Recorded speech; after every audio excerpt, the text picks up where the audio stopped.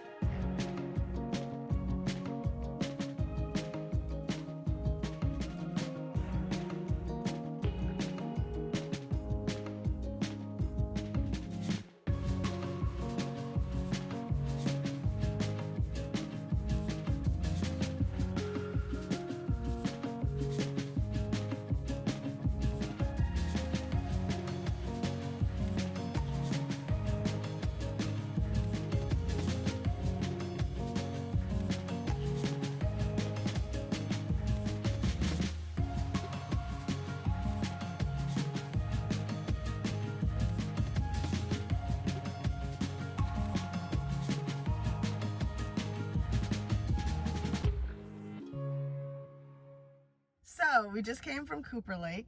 It's a very small community, really welcoming and cute, and it's also very quiet.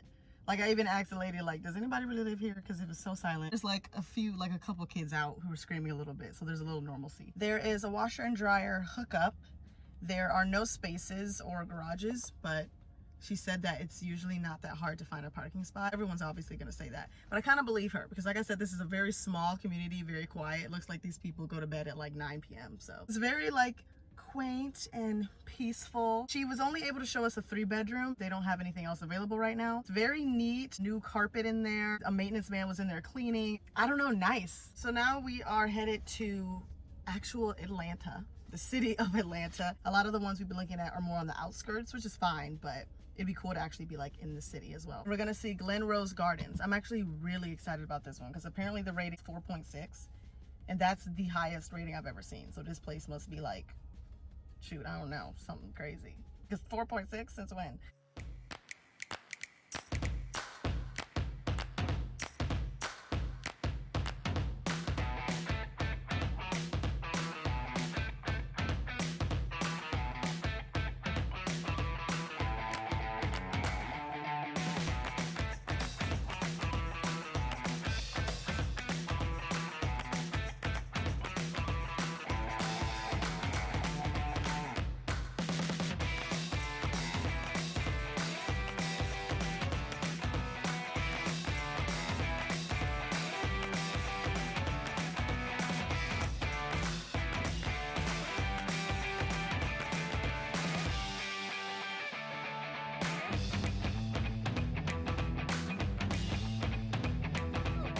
So Glenrose Gardens is a really intentional community, intentional in the way that we treat our residents, the things we have going on in the community, and just the initiatives that we kind of roll out here to keep everybody engaged, learning, and really growing. So our garden is, it feeds the community. We have like a fresh farmers market every Friday. We invite the community out for farm work days and things like that. Then, you know, the kids feed the goats. So we just recently cut down some trees right there, so we'll have a even bigger garden very soon. So those are my goats, Shuri and Nakia. The kids love like Black Panther, so that's our names. Our chickens, so we have 2 rubbers back there, and then we have a dog named Glenn. Glenn is Hollywood. You can probably see like a speck of him, but he doesn't like to come out. He's real Hollywood and stays to himself. But He's a great partner. He's a big boy, so he's kind of just relaxing and nice.